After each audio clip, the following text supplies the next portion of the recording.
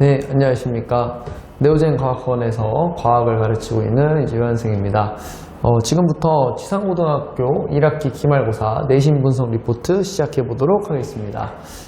일단 제가 난이도는 별을 4개를 줬고요.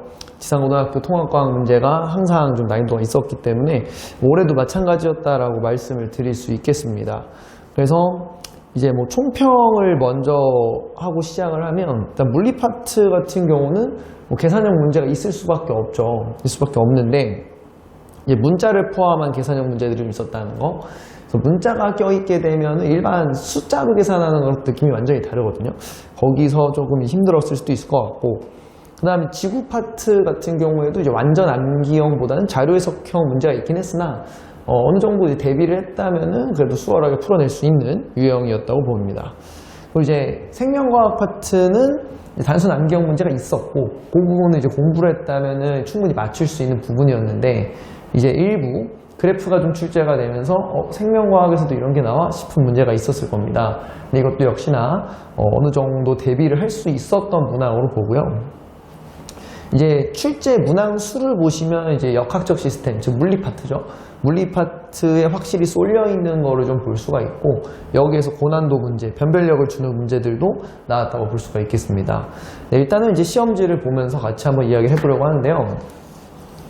자, 첫 페이지죠. 1페이지에서 봤을 때 첫 페이지부터 1번부터 3번이 전부 물리가 출제되었으나 이제 물리 계산형이라기보다 실생활 예시들을 활용한 문제들이었기 때문에 이제 문제 많이 풀어봤다면 다 본 예시들이었을 거고요. 4번부터 6번도 이제 지구과학 파트로 쭉 이어지게 되는데, 4번부터 6번도 이제 어느 정도 지구과학에서 기본 개념을 묻는 문항들이어서 충분히 쉽게 하지 않았을까 생각이 들고, 7, 8번 생명과학 유형으로 넘어가게 되는데요. 7, 8번은 생명과학 전형적인 암기 유형이었기 때문에 실수하지 않는 이상 이제 틀릴 일은 없지 않았을까 이렇게 생각을 해봅니다. 자, 이제 9번의 지구 문항이 조금 이제 특이하다고 볼 수 있는데, 이게 이제 음양측신법이라고 하는 지구과학 원에서 출제되는 스타일의 유형인데, 그게 나오면서 이 자료를 처음 본 친구들은 조금 말렸을 수도 있을 거라고는 생각이 들어요. 자, 그리고 이제 10번 이후 넘어가서 11번, 12번 역시나 지구과학 문제인데, 자료 해석, 세계지도 출제되면서 나오는 자료 해석 유형이나 뭐 세계지도에서도 뭐 너무 생소한 지형이 나온 게 아니라서 이 정도 태평양과 이제 뭐 북미 이런 거 나오는 거 정도는 이제 수월하게 풀 수 있지 않았을까 생각이 듭니다. 이제 13번 넘어가서 물리 문항이 시작이 되는데, 비율 관계, 즉 문자를 이용해서 문제를 풀어야 되는 그런 것들이 좀 출제가 되면서 어렵진 않습니다. 숫자로 나왔을 때는. 이제 문자로 나오면 조금 말릴 수도 있지 않았을까 싶은 생각이 좀 들고요.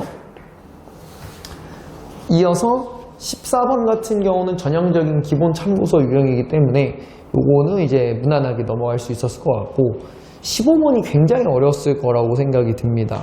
15번은 이제 완전한 문자 계산형으로 포물선 운동인데 물체도 2개가 나오면서 좀 힘들지 않았을까. 그래서 이 문제에서는 실전에 일하면은 시간이 오래 걸릴 테니 일단은 넘어가고 다른 문제를 먼저 해결하고 오는 게 어땠을까 하는 생각도 좀 들긴 하네요.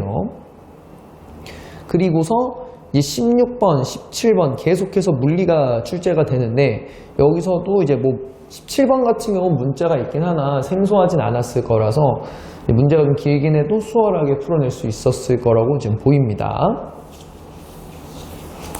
자, 이어서 18번 같은 경우는 이제 곡선 형태의 그래프가 출제가 됐는데, 일반적으로 1학년들 문제에서 속력이 곡선으로 나오는 경우는 별로 없거든요. 이제 곡선형 그래프가 출제가 돼서 좀 생소했다고 느낄 수 있는 친구들도 있었겠지만, 충분히 이제 저희는 대비를 했었기 때문에 무난하게 풀 수 있지 않았을까라고 생각이 듭니다. 다만 이제 문제가 좀 길어서 이걸 읽는데 집중력이 좀 떨어져 있었을 수 있죠. 18번이니까 지금. 그 다음 이제 19번 같은 경우는 이제 물체가 3개가 나오는 충돌 문제라서 평소에 이제 한 2개짜리 물체 정도만 부딪히는 이제 그런 거만 다뤘던 친구들 입장에서는 힘들 수도 있었겠다라는 생각이 드네요. 자, 이제 20번부터 생명과학 유형으로 넘어가기 시작을 합니다. 근데 20번 유형 같은 경우는 전형적인 유형이었기 때문에 충분히 뭐 어렵지 않게 풀었을 수 있을 것 같지만, 21번 같은 경우에 기존에 출제되는 그래프와는 조금 다릅니다. 보통 이제 하나의 반응물을 주고 그냥 끝까지 가는데 중간에 이제 한 번 더 추가를 하는 그런 스타일이 나오면서 당황했을 수는 있을 것 같지만 사실 뭐 그게 그렇게 문제에 큰 영향을 주지는 않거든요. 근데 이제 어느 정도는 당황했을 수 있을 것 같은 문제가 되겠고요. 그 뒤에 22번 마지막 페이지죠. 22번 같은 경우도 뭐 무난한 문제. 근데 이제 논술형 1번이 문제인데 이 논술형 1번이 3투 문제에서 이 그래프가 출제되는 거거든요. 3투에서 그래프 출제되는 건 사실 이제 고난도 문제들에서는 어느 정도 많이 출제가 되고 있었고 참고서들이나 아니면 저희 학원 교재나 많이 출제가 됐던 거라서 대비는 돼 있었겠지만 이 그래프의 변화가 조금 여러 번 나타나는 형태라 여기까지 이제 왔을 때 본인들에게 남아있는 시간이 많지 않았을 수 있을 것 같아요. 앞에 물리에서 시간을 좀 많이 썼다면. 그래서 거기서 좀 촉박한 마음에 실수를 할 수도 있지 않았을까 싶기도 하고 논술형 2번은 이제 물리 문제이지만 그렇게 어렵진 않았어요. 앞에 있는 문제들과 유사했고 다만 아까 논술형 1번과 마찬가지로 객관식을 다 마무리했을 때 시간이 그만큼 있었을까 하는 생각이 좀 들긴 합니다. 그래서 전체적으로 다시 한번 정리를 해보자면 분명히 어렵고 계산이 복잡한 물리 문제가 있었고요.